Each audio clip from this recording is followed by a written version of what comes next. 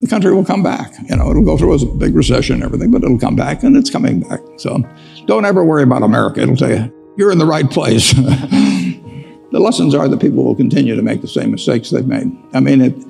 Humans, it doesn't correlate to IQ particularly. When they get greedy, and we had this huge bubble in the most important asset the American public has, housing. So you had a huge bubble in something that you could borrow heavily against. So you could run a margin account effect on a house instead of stocks, and the conditions got very lax. And so when that bubble popped, but people came into that gradually. When they get fearful, it happens all at once. When people get scared, they all want to leave at one time. And we had them all want to leave at one time, and that'll happen again. It'll happen with a different set of circumstances, but the human animal will keep behaving pretty much the way it has in the past. So we will have periodic recessions. We'll have an occasional panic, which all recessions don't come from panics. But the good news is, if you look at the 20th century, in the 20th century, we had 2 world wars. We had the Great Depression, we had the flu epidemic, we had the Cold War, we had the atom bomb, you name it. The Dow Jones average went from 66 to 11,497, with all these terrible things happening supposedly at various times. America works. And when I bought my first stock when I was 11, that was in the spring of 1942. And that was a couple months after Pearl Harbor. And we were getting clobbered in the Pacific at Corregidor and Bataan. The Death March of Bataan. And in the European theater, the Blitz of England was on, and the Dow was at about 100. But just look at where we are now. The country really works. The trick is, it seems to me, the obligation of a society as prosperous as ours is to figure out how nobody gets left too far behind. Right. You will have periodic recessions, and you will have an occasional panic brought on by something that who knows where it comes from, and the thing to remember at that time, I wrote an op-ed piece in the New York Times in the fall of 2008, and I said, the country will come back. It'll go through a big recession and everything, but it'll come back, and it's coming back. So don't ever worry about America. It'll tell you, you're in the right place. The most important thing is to be able to define which ones you can come to an intelligent decision on and which ones are beyond your capacity to evaluate. You don't have to be right about thousands and thousands and thousands of companies. You only have to be right about a couple. I met Bill Gates on July 5th, 1991. We were out in Seattle, and Bill said, "You've got to have a computer." And I said, "Why?" And he said, "You can do your income tax on it." I said, "I don't have any income. Berkshire doesn't pay a dividend." He said, "Well, you can keep track of your portfolio." And I said, "I only have one stock." I said, and he says, "It's going to change everything." And I said, "Well, will it change whether people chew gum?" And he said, "Well, probably not." And I said, "Well, will it change what kind of gum they chew?" And not. And I said, "Well, then I'll stick to chewing gum and you stick to computers." I don't have to understand all kinds of business. There's all kinds of business I don't understand. But there's thousands of opportunities there. I did understand the Bank of America. I'm able to do that. I'm able to understand some given percentage. But Ted Williams wrote a book called The Science of Hitting. And in The Science of Hitting, he's got a diagram, shows him at the plate. And he's got the strike zone divided into 77 squares, each the size of a baseball.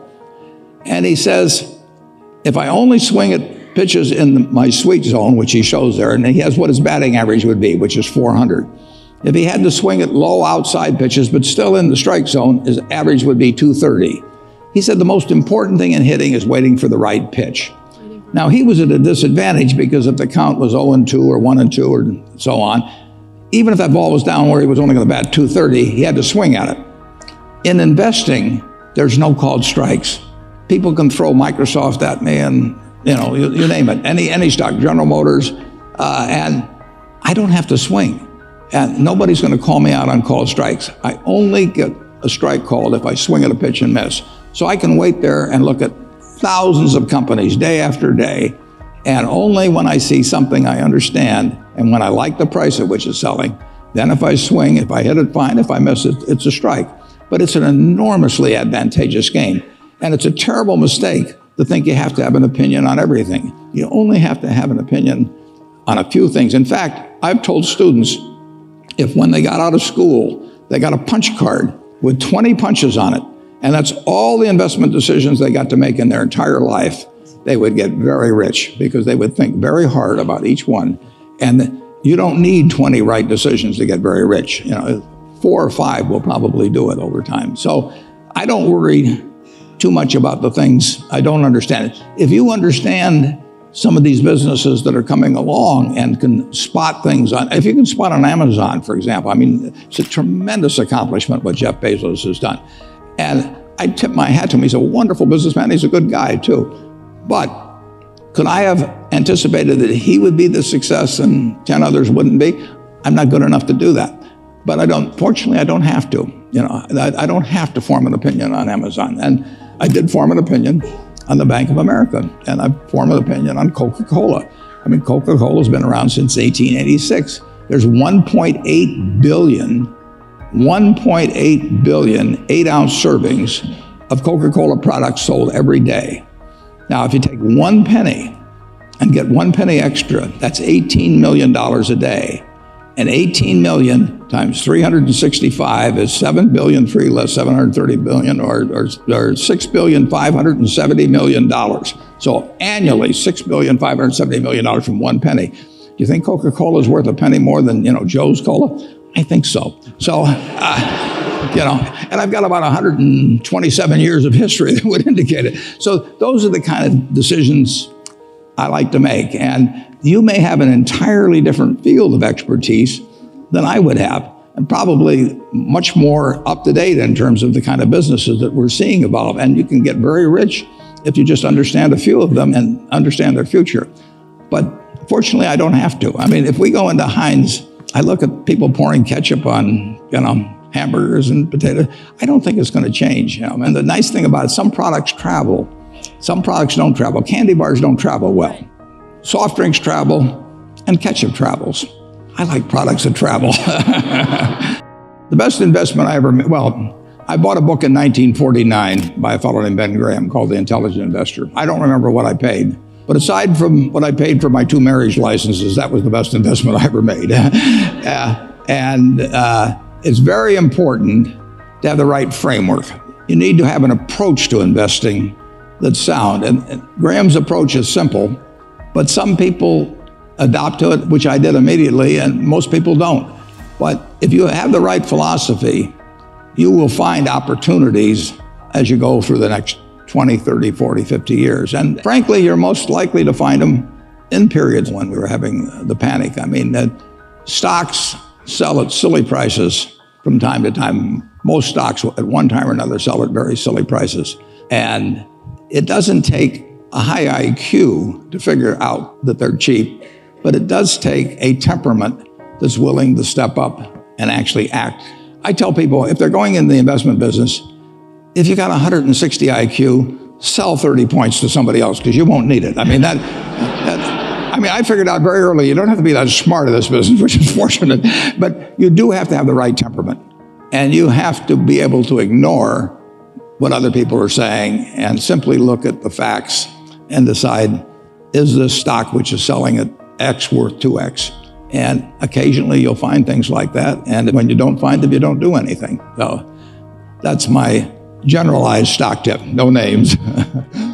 You mentioned that people will make the same mistakes in terms of the boom-bust cycle. But there have been several recent financial developments, such as the creation of derivatives, which has since exploded recently. And you once called derivatives weapons of mass destruction. Right. Now that derivatives are a $700 trillion industry, do you see this as setting the stage for the next financial crisis? It's very hard to tell. That we've enacted Dodd-Frank, and if you look at what happened in September and October of 2008, there were some extraordinary things done. The Federal Reserve poured $85 billion into AIG, and if they hadn't, our world would be very different. Hank Paulson guaranteed money market funds at a time when 30 million Americans with money market funds were panicking, and when $300 billion in 3 days had gone out of the non-government money market funds, 125 of it had gone back into the government. $300 billion, that was almost equal to the deposits of Wells Fargo or Wachovia at the time, which were then 2 separate institutions.